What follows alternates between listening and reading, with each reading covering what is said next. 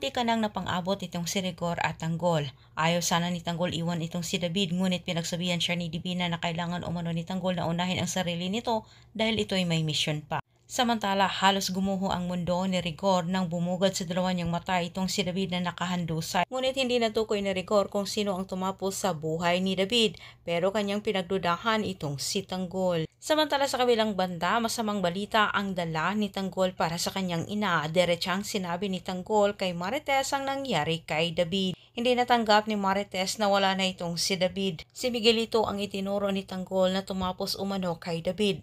At si Marites, sinisisi naman niya itong si Tanggol dahil hindi umano nakinig sa kanyang mga payo. Samantala sa kabilang banda, sobrang natutuwa itong si Miguelito dahil nabawasan umano niya ang mahal sa buhay ni Tanggol at isusunod umano niya itong si Tanggol. Ngunit itong si Fatima ay matindi ang konsensyang nararamdaman nito. Hindi niya mawari na maalala niya lagi ang ginawa ni Miguelito dito kay David.